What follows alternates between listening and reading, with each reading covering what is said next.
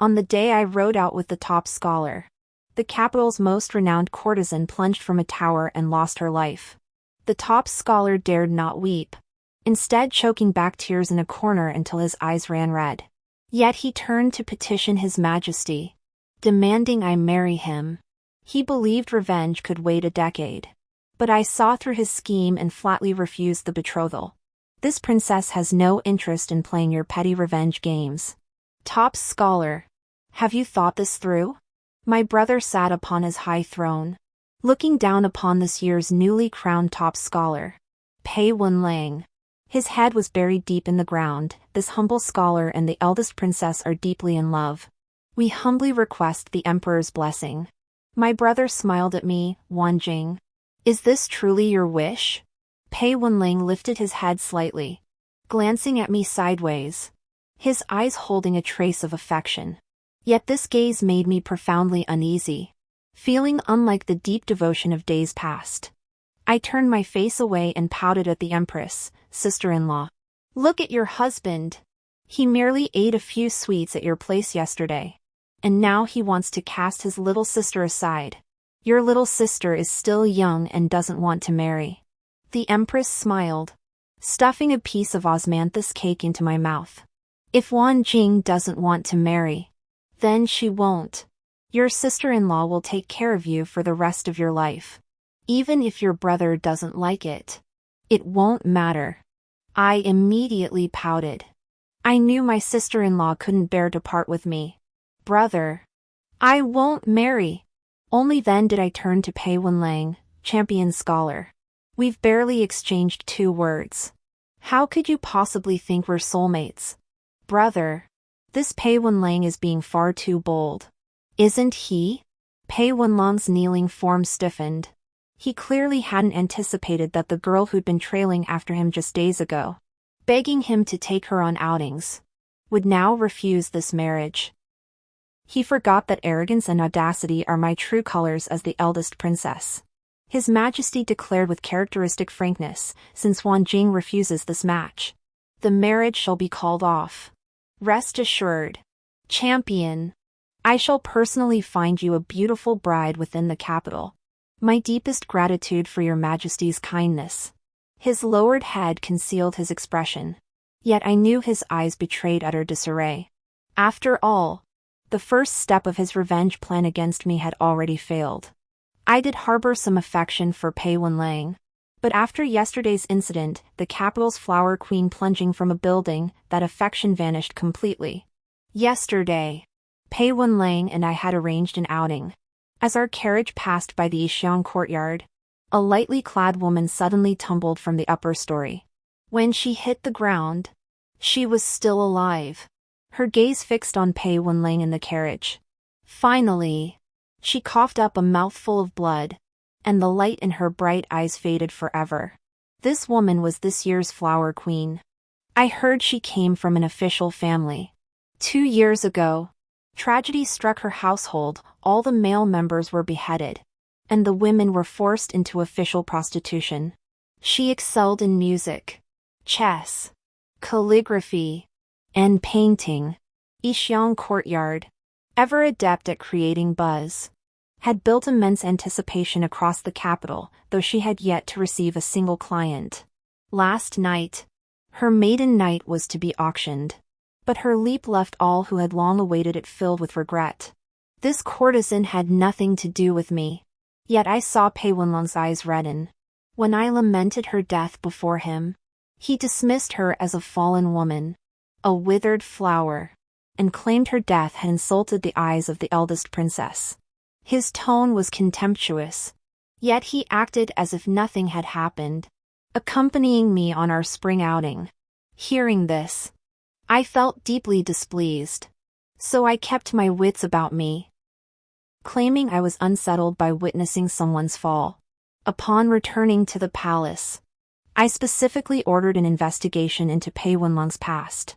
Only then did I learn that Pei Wenlang had a betrothed, a match made in heaven. Raised together since childhood, a perfect pairing of beauty and talent. But tragedy struck her family, and she too ended up at Yixiang courtyard. Even I could guess, The courtesan who jumped was Pei Wenlong's fiancé, though I couldn't confirm whether their betrothal still stood. Yesterday the sweetheart fell from the tower, and today he came before His Majesty to ask for my hand. Add to that the look in his eyes when he mentioned the courtesan, such a cold-blooded, heartless man holds no appeal for me. After the palace banquet ended, His Majesty summoned me alone for questioning.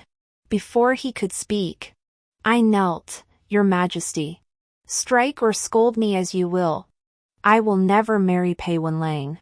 He frowned, but you were the one clinging to me, begging for this marriage decree. How many days have passed? Who has captured your heart now? He thought I was fickle, chasing novelty and discarding the old. How utterly unfair. My interest in Pei Wenlang was solely because of his handsome face. Where in the capital could I possibly find a man to make me change my mind so quickly? I recounted yesterday's events to my brother in full.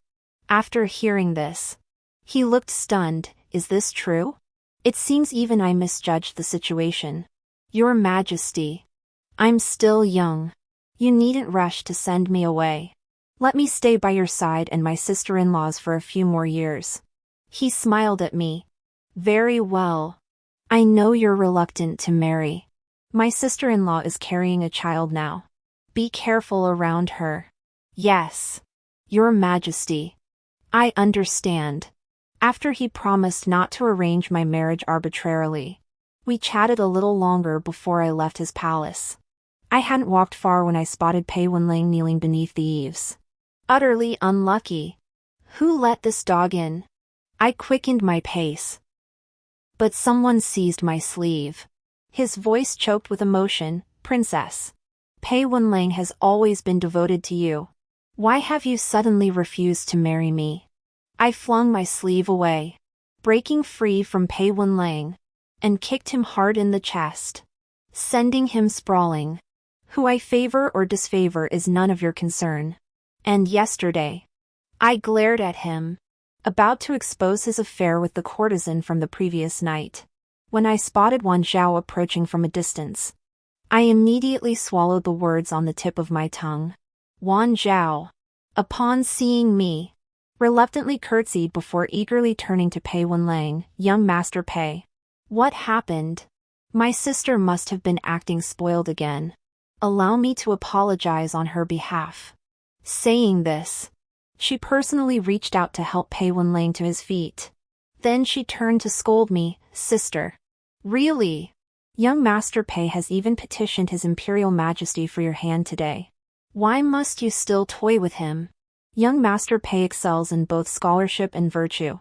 Men like him are rare in this world. If I could marry him, I'd never act like the petty woman you are. Finishing. She glanced at Pei Wenlang and offered a coy smile. I felt a wave of disgust wash over me. Since childhood, Wan Zhao had always competed with me, over trinkets, over the late emperor's favor. Now, she'd set her sights on Pei Wenlang. I sneered coldly. If you fancy him, ask His Majesty to marry him to you. Then I turned to Pei Wenlang. He just claimed his heart belonged solely to the eldest princess, but he never specified which one. Marrying him, sister, would be no different. With that, I swept my sleeves and left, unwilling to waste my breath on these two. I know Wan Zhao well. Whatever I reject, she'll reject too. My earlier words were meant to signal to Wan Zhao that I no longer cared for this top scholar, sparing her further effort. Yet I hadn't anticipated Wan Zhao kneeling before my brother for 4 long hours, only to receive an imperial decree days later ordering her marriage to Pei Wenlang. On the day of Wan Zhao's wedding, I stood at her palace gate and added a piece of jewelry she loved to her dowry. This was a piece of jewelry Father Emperor had bestowed upon me when he was still alive. Wan Zhao had tried to snatch it from me many times but never succeeded. Now that she was marrying a worthless man, I couldn't bear to see her suffer. So I had to compensate her a little. Just one piece of jewelry. Nothing more. After dismissing her attendants, she looked at me with a smile. Your Imperial Highness, now that I'm marrying young Master Pei, you won't be unhappy. Will you? Me, even if you married a pig, cow, dog, or rabbit. I'd still love you just the same. She hummed softly. I know you still harbor feelings for Pei Lang. But now that I've married him, you must let go. Wan Zhao's words stunned me. Feelings for him? When did I ever develop such feelings? Wan Zhao, young master Pei carries a sachets. I saw it the other day, embroidered with the character Jing. Who would have thought my sister, who never did needlework, secretly gave her lover a sachets? It was crooked and messy. Truly unpresentable. I never gave Pei Wenlang a sachets. As Wan Zhao said, needlework isn't my forte. If I truly loved someone, I'd never use my weaknesses to win their favor. So the sachet she mentioned was pure fiction. Before I could say more, the auspicious hour arrived. The wedding maid entered, smiling as she placed the red veil over Wan Zhao's head. Before departing, Wan Zhao said, since childhood, you've been favored by our father the emperor. Even then, I knew that whatever you desired would always be the finest. Now, as your younger sister, I'll take one last thing from you. Let me win this final time. With that, she turned and left without looking back. I watched as Pei Wenlang dismounted, took Wan Zhao's hand, and helped her into the bridal sedan chair. Before departing, Pei Wenlang turned his head to glance at me. That gaze held boundless hatred. Back in the palace, I questioned a maid. What was the name of that courtesan who fell from the tower that day? Why did she fall? The maid was stumped by my question. Princess, investigations are the responsibility of the Ministry of Justice. I do not know. Then why not inquire at the Ministry of Justice? Change your attire. Accompany me to the Ministry of Justice. No. To my sister-in-law's residence. My sister-in-law came from humble origins. Her father retired early due to poor health, leaving only her brother holding official rank, a junior minister at the Ministry of Justice. Though their family background was unremarkable, she and my imperial brother shared a profound, unbreakable bond. Even after ascending the throne, he never considered replacing the empress. My relationship with my imperial sister-in-law was close. I had visited her maternal home several times. Thus, needing no escort, I disguised myself and went to the Shin residence. Junior Minister Shin greeted me, Your Highness. I was just heading to the palace to inform the Empress of a matter. I surmised, could it be about the courtesan's fall from the tower? Does it involve me? Shin Shaoqing nodded. The day before her fall, witnesses heard the courtesan arguing with someone. Though the details were unclear, they distinctly caught the words top scholar, princess, and marriage. I had long suspected the courtesan's connection to Pei Wenlang, but never imagined this affair could be twisted to implicate me. I immediately defended myself. The day before her fall, I never left the palace. Brother Shin may verify this by checking the palace entry and exit records. Even my personal palace maid did not leave. I can prove I never left the palace, but I cannot prove that no one else acted on my behalf besides my personal maid. Then my brows furrowed again. Is it known who quarreled with the courtesan? If we could identify the person who started the dispute, my innocence would be proven. Minister Shin said, Your Highness need not prove yourself. That person has already been identified. It was the mother of Pei Wenlang, the third-place scholar. Since it had nothing to do with me, I lost interest in asking further. I could well guess why Pei Wenlang's mother sought out the courtesan. Pei Wenlang still harbored lingering feelings for her, having achieved third place in this year's imperial examinations. He was then captured by my gaze. I spent my days inviting Pei Wenlang out to admire flowers and enjoy spring outings. Our betrothal was but a step away. His mother feared the courtesan would hinder his bright future, so she sought her out to persuade her to abandon their relationship. That is why the courtesan threw herself from the building the next day, landing right before me and Pei Wenlang. She wanted Pei Wenlang to remember her forever, trading her death for his pity. Brother Shin, Do you know what the courtesan was called before she entered the registry of lowly women? Her original name, Su Yaojing, clashed with the princess's given name.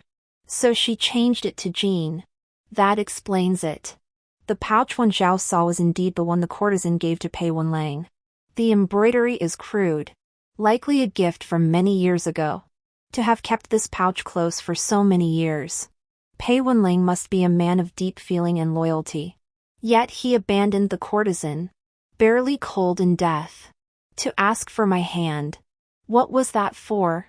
Did he believe Su Yaojing's fall to her death was my doing, seeking vengeance for her? Or did he merely wish to climb the social ladder, shortening his own winding path? Shen Shaoqing added, the deceased had no known relatives. The madam of Yixiang courtyard wept for a long while, then accepted a sum of silver from the Pei family and agreed to drop the matter. The case is now closed. This official merely suspects the matter may involve the princess. I noted this down. After bidding farewell to the Shen family, I pondered the matter endlessly on the way back to the palace. What exactly was Pei Wenlang up to? Lost in thought, the carriage suddenly halted. The abrupt stop caught me completely off guard, nearly sending me flying out. Suiyu, Your Highness. It's Prince Consort Pei. I lifted the curtain to glance down, then swiftly pulled it back, letting out a cold laugh, circle around. Pei Wenlang, eyes red, knelt before my carriage in the street. Princess, what have I done to deserve this? Will you not even look at me? As my sister's husband. Such words from Prince Consort Pei defy all propriety. If I were to spare you a single glance, that would be the real problem. Through the curtain, I refused to show any emotion. Outside, Pei Wenlang persisted, I married her only to see your reaction. I thought there was affection between us. Why did you show no reaction at all when I married? If you don't move, I'll run you over. The whole thing gave me a headache. But Suiyu managed to restrain me. Suiyu, Your Highness. This is a busy street. If you want to run someone over, you'd better head to an alley. She had a point. Out in public, I still had to mind my image. Otherwise, if my reputation became notorious, my brother and sister-in-law would dock my allowance. I cleared my throat. Attendants, escort Prince Consort Pei to Princess Wan Zhao's residence. Naturally, the princess consort had highly skilled guards. No sooner had I spoken than the man at the front of the carriage was taken away. I didn't want to exchange another word with him. Out of sight, out of mind. Suiyu sat back in the carriage, looking worried. Princess Consort, if word of this gets out, Princess Wan Zhao will likely pick another fight with you. As if I feared her? I closed my eyes, unwilling to hear these vexing matters. What business do I have with the affairs of that couple? If Princess Wan Zhao had any sense, she would never come looking for trouble with me. Princess Wan Zhao did not come knocking, but Lady Pei did. Truth be told, I rather admire Lady Pei. When Pei Wenlang was 5, her husband passed away. Though the Pei family was scholarly, Wenlong's branch was a collateral line. For a widow to raise him alone and see him become a third-place scholar was no small feat. For this alone, I treated her with the utmost respect. I hadn't anticipated that the moment Lady Pei sat down, she would begin pouring out her sorrows to me. Your Highness, I know you still cherish my son. It was only a moment of folly that led him to marry another. The last shred of goodwill I held for Lady Pei vanished instantly. I watched her coldly as she continued. Seeing I offered no reply, Lady Pei pressed on, my son's thoughts are ever with the princess. Just the other day, while tidying his study, I found this. With that, she drew forth a scroll. I signaled to Tsueyu. Before the scroll could unfold, a clumsy maid burst in from the doorway. Sparks flew from the brazier she carried, instantly igniting the painting. Oh my! The painting! Sueyu's sharp rebuke drowned out Lady Pei's voice. Clumsy fool! Why bring a servant's brazier before the eldest princess? Before Lady Pei could react, the maid retreated, carrying the half-burned scroll with her. I gave Sueyu a light tap on the wrist, then turned to Lady Pei. What were you about to say? Lady Pei? Lady Pei's face turned ashen. Yet she persisted shamelessly. Your Highness, I beg you to have mercy on my son. Please see him. Sueyu, see her out. After Lady Pei was escorted away, the same maid brought the painting over for me to examine. Though the lower half was scorched, the upper portion remained clear. The woman depicted possessed delicate features and eyes brimming with emotion, gazing tenderly at the viewer. This portrait was painted by Pei Wenlang when I still harbored feelings for him. I had been agonizing over how to destroy this painting, lest Pei Wenlang use it to ruin my reputation later. Little did I expect Lady Pei to deliver it herself. Princess, the matter concerning the Su family has been investigated. Su Yaojin's father was a minor official of the 5th rank, a colleague of Pei Wenlang's father. The two men enjoyed a cordial relationship and had even arranged a marriage between their children. Pei Wenlang and Su Yaojin grew up together as childhood sweethearts. Both families considered them a perfect match, eager to see them wed without delay. After Pei Wenlang's father passed away, the Su family took great care of both Pei Wenlang and her mother. Later, when the Su family fell on hard times, Pei Wenlang, who held little standing within her clan, could only watch helplessly as her childhood sweetheart descended into a life of prostitution. I was fairly certain of all this. So I asked, what caused the Su family's downfall? Sueyu, when your highness was 5, Fanqing presented several fine horses as a birthday tribute. But unbeknownst to us, the horses were drugged during transport. I recall the incident Sueyu mentioned. You mean the horses bolted and nearly trampled this princess? She nodded. The Su family were the officials responsible for transporting the tribute. After delivering the tribute, they were to remain in the capital, so they brought their entire household to the city. The Su family's downfall stemmed precisely from transporting the tribute. Did Pei Wenlang pin all this on me? I was the one who forced him apart from his sweetheart, and now I've caused their tragic separation. If that's truly the case, I am indeed the root of all this misery. But I distinctly recall that back then, I was unharmed. Father Emperor, with his benevolent heart, did not punish the Su family? Sueyu shook her head. I had not yet entered the palace at that time, so I was unaware. It was only after that tribute delivery back to the capital that the Su family vanished without a trace. Prince Consort Pei searched for Miss Su for many years, finally finding her when he came to the capital to take the imperial examinations. These events are still fresh in the scholar's memories. My face darkened instantly. Why on earth did I suddenly take a fancy to Pei Wenlang back then? Hadn't it been for the courtesan's fall from the tower, which made me suspicious enough to send someone to investigate, I'd never have known Pei Wenlang's true colors. How could a proper examinee possibly uncover that the courtesan, who had never received clients, had been groomed within Yixiang courtyard as a mere gimmick? Rather than dwell on these forgotten memories, I should seek clarity from His Majesty about the truth behind that fine steed. Just as I stepped out of the palace, Wan Zhao collided with me head-on. Her face darkened, and without a word, she yanked me back inside. Not even Sueyu could stop her. Locked in the room, I looked at her in confusion. Didn't you say this was the last time? What else do you want? Wan Zhao's expression looked as if she'd been crying. Sister, I shouldn't have married him. Ever since childhood, whenever Wan Zhao couldn't get something from me, she'd sit on the floor wailing. But I'd never seen her look so utterly broken. I remained silent, waiting for Wan Zhao to continue. Since marrying him, he's never touched me. I thought he was still pining for my sister, even his study hung with her portrait. But yesterday, when I drugged him to force myself on him, I overheard his sleep-talking. At this, Wan Zhao shuddered. Pei Wenlang, He kept murmuring your name. But he said he wanted to kill you. To avenge someone. He also said that in his past life, you deceived him. And now he wants you to be buried alive with him. He's terrifying. He must be mad.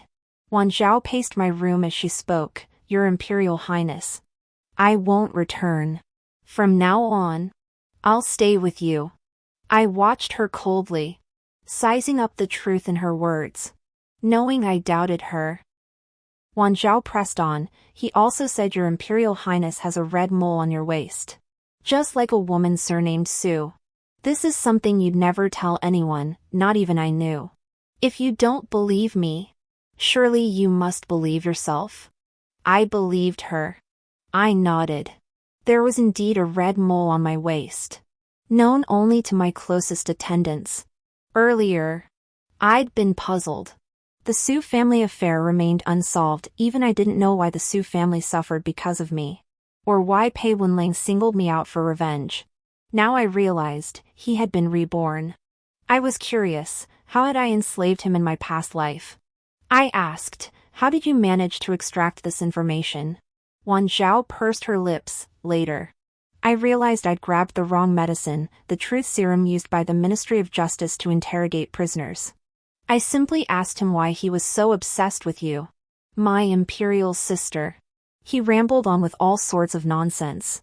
After administering interrogation truth serum, the prisoner forgets the entire questioning process. I doubt Pei Wenling even realized what he might have revealed. I pulled Wan Zhao along, exchanged a few secret signals, then headed out. Come. Let's see His Majesty. I'm merely a princess consort whose judgment clouds when passion flares. When matters demand true intellect, I must turn to the sovereign. Having ascended the throne, His Majesty naturally possesses far greater experience than Wan Zhao or I. After hearing my account, my brother's brow furrowed deeply. When you fell from your horse that year, Father was indeed furious. But you were rescued unharmed. In his benevolence, he merely docked the officials' salaries, never once suggesting any punishment beyond that. A mere reduction in salary, that was the fate of the Su family as I recall it. I asked, then why did the Su family suffer such a catastrophic upheaval? This matter, I shall entrust to Minister Shin. He must thoroughly investigate what transpired that year. Even after speaking, my brother's face remained dark. He turned to look at Wan Zhao. And what brings you to the palace? The imperial family is bound only by blood. And though my brother and I share the same mother, he naturally favors me more. His demeanor toward Wan Zhao lacked the gentleness he showed me. Wan Zhao sobbed. Brother Emperor, I don't want to marry him. The man he adored is already dead. He sleeps in his study night after night, useless for anything. What difference is there between marrying him and living as a widow? I refuse. Having said this, Wan Zhao launched into her signature performance, flopping onto the floor before the desk and writhing while wailing, I don't want it. I don't want it. I want a divorce. Marriage is no child's play. Her imperial brother couldn't hold back, rebuking her. If this reaches the court, do you care about your reputation? I want a divorce. I want a divorce. This only made Wan Zhao's tantrum worse.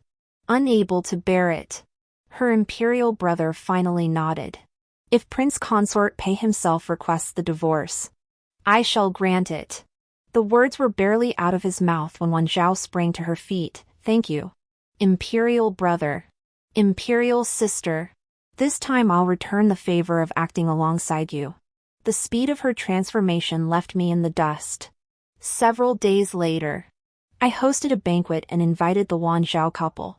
They arrived arm in arm, Wan Zhao supporting Pei Wenling.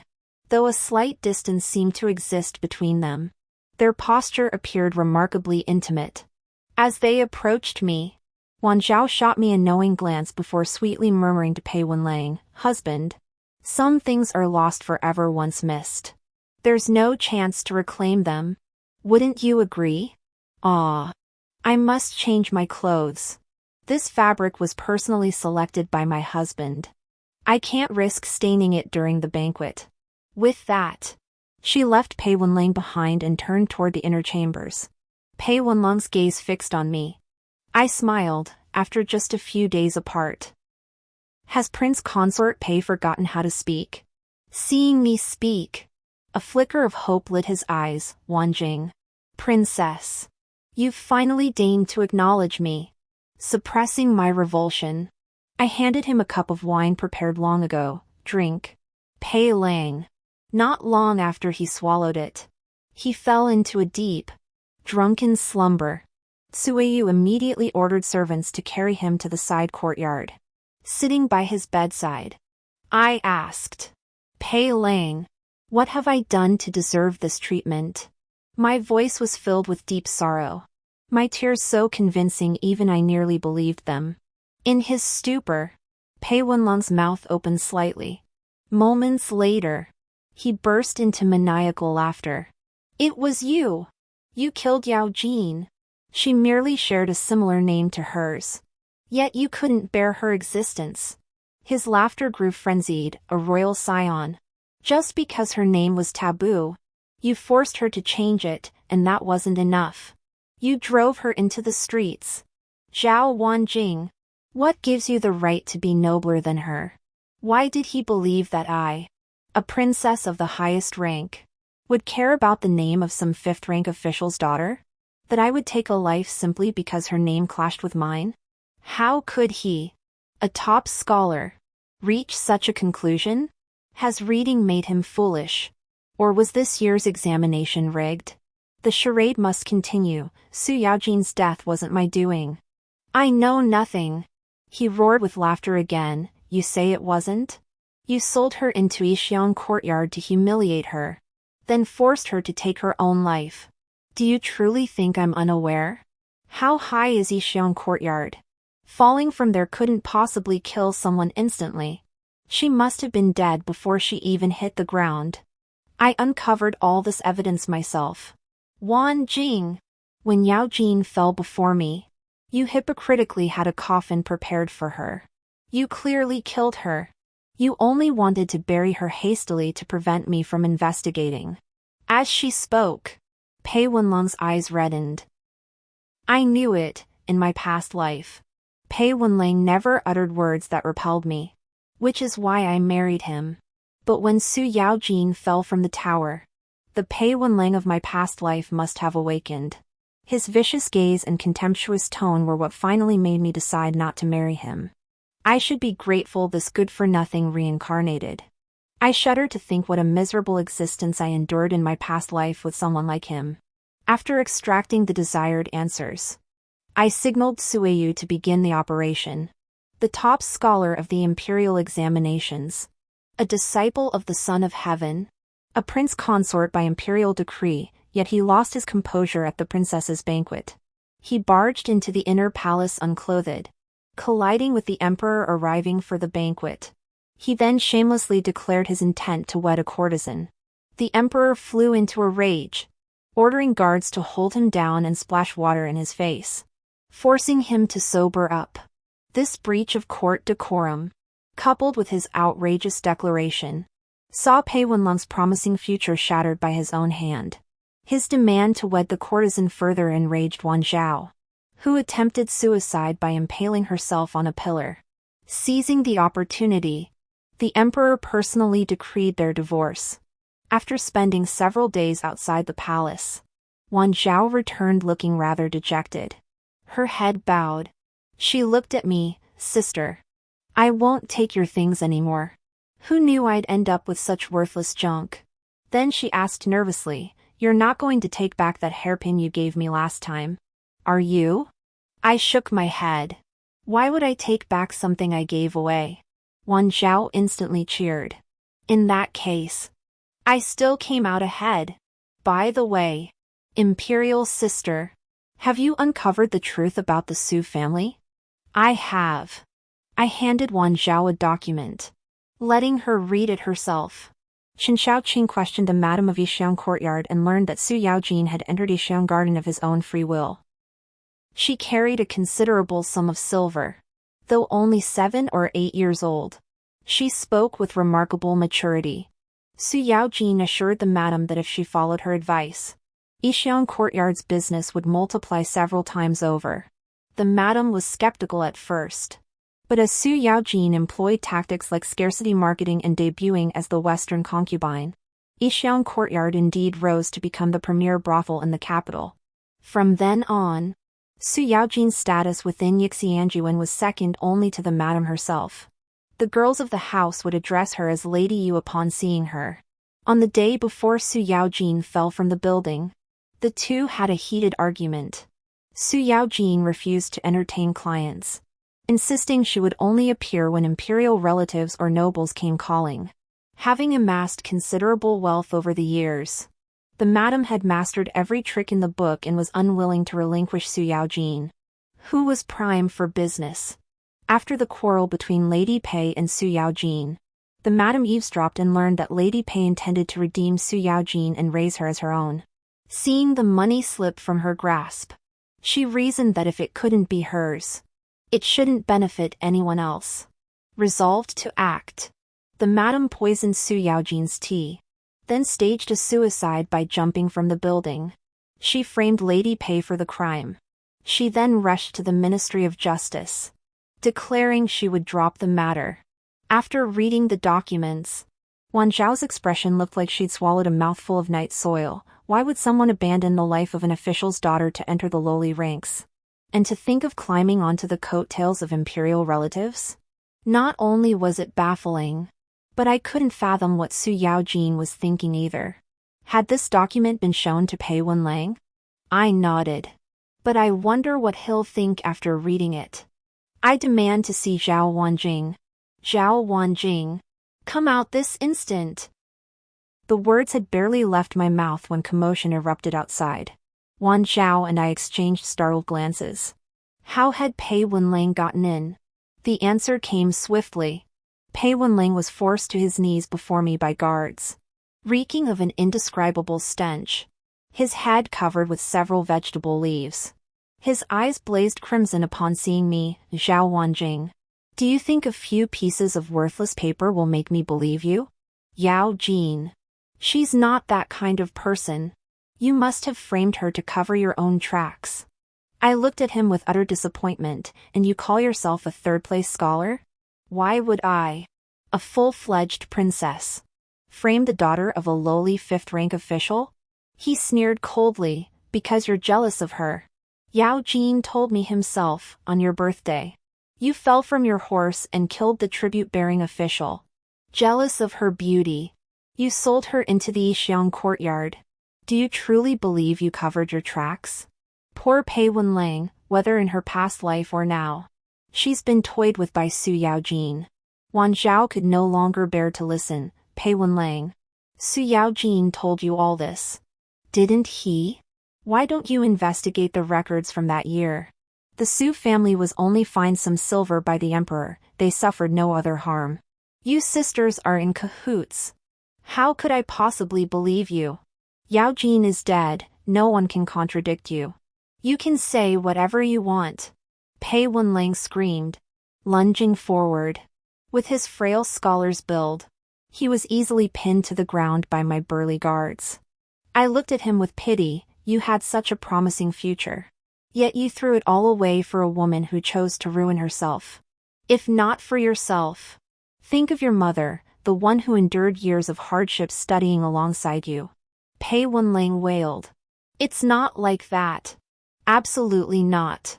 My mother? She only cares about her own selfish desires. What fulfilling my father's dying wish by passing the imperial exams? She just wants to be a county lady and bask in the glory. My pity for Lady Pei deepened. She endured hardships to raise this ingrate, only to be bitten by the very hand that fed her. I chuckled softly, truly disloyal and unfilial. All you're good for is writing essays. Seems I must have a serious talk with my imperial brother. Future examinations mustn't be so rigidly assessed. If Pei Wenlang is this utterly foolish, continuing to hold it against him would be nothing but bullying. I turned to the guards, since he disliked studying, break his hands and cast him out of the palace. Henceforth, he must not approach within 100 paces of the palace walls. The guards obeyed, stuffing a foul rag into Pei Wenlong's mouth before dragging him away. After they departed, I went to see Wan Zhao. Your taste is truly remarkable, choosing such a creature. Wan Zhao immediately jumped up. It's all because you liked him first. If not for you, would I have had to fight him for it? No way, you owe me more jewelry. Otherwise, I'll be so furious I won't sleep day or night. I smiled faintly. Dream on. Side story. I am a woman who traveled through time. On the very first day of my journey, I wrote my script. I would marry a prince, even the crown prince. My parents in this life held low-ranking official posts. When I spotted a hairpin by the roadside, they refused to buy it for me. I'm the future crown princess and princess consort. What's wrong with dressing up early? In my past life, I often spent ahead of time. Once I make big money in the future, I won't even care about such small change.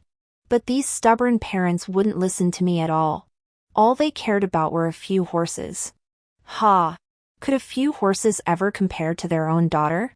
So when my parents weren't looking, I secretly added something to the horse feed.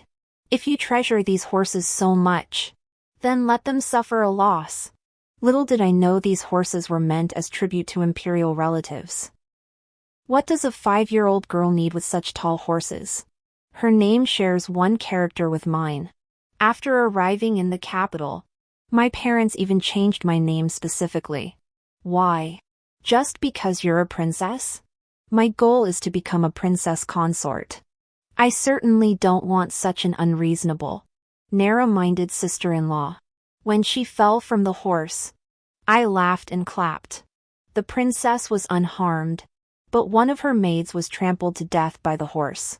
What a pity. I'll have to endure living with the sister-in-law in the future. Never mind. Once I become empress step by step, I'll send her off for a political marriage. Such arrogance and tyranny, perfect for the grasslands. The emperor's punishment was mild, just a fine on my father. But he discovered my deeds and finally realized I wasn't his real daughter. He and mother secretly plotted to send me to a Taoist temple for exorcism. No way. On the way there, while they slept, I staged a dramatic promotion. I learned this trick from watching TV dramas. Once they stopped breathing, I loaded them onto a cart and dumped them into the river, making sure to tie stones to them with ropes. After that, I took all the silver in the house and fled to a brothel struggling with business. With my skills, reviving this rundown brothel was a piece of cake. I'd heard the imperial family didn't care about a bride's background, only her purity. If I could build my reputation even from a brothel, as long as I never took clients, I could marry into the royal family as the main wife. I stayed in the brothel for years, aiming to wed the eldest prince, 3 years my senior, but he ended up marrying the sister of some lowly official. Once the cucumber's dirty, I don't want it either. Without marrying me, he'd never become emperor. Before I could even attempt to seduce the second prince, who was my age, the emperor died. The eldest prince ascended the throne without lifting a finger. My dream of becoming empress shattered. But no matter.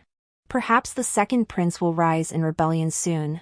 That's how the royal family operates, no genuine affection.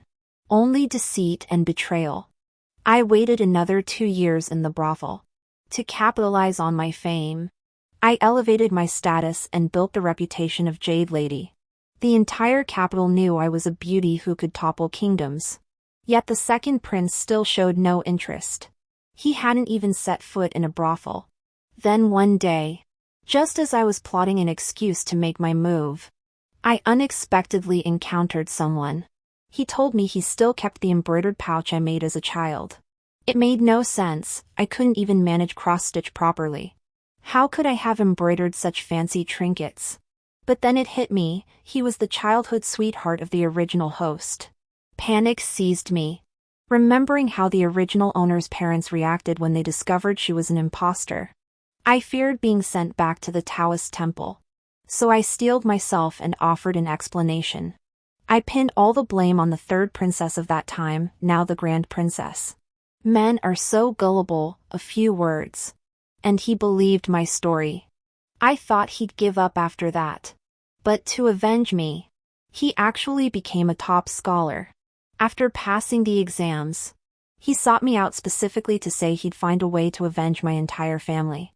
Such a devoted second male lead, he was naturally destined to be my tool. I'd shifted the blame, and I hadn't even gotten to enjoy my freedom yet. That damn madam actually wanted me to entertain clients. If I did that, I'd lose my purity. Why should I? I gave the madam a thorough scolding. The next day, I saw my childhood friend's mother again. She kept saying she wanted to buy me out. To make me her daughter, repaying the Sue family's kindness from years ago. I knew her true motive, she only wanted her son's marriage to the eldest princess to proceed smoothly, ensuring I wouldn't interfere. No way. I'd continue being the jade lady in the brothel. Pampered and adored, waiting for my perfect match to arrive on a rainbow cloud. Little did I know I'd never live to see that day. Why? Why did everything turn out completely different from the script I'd imagined? The end.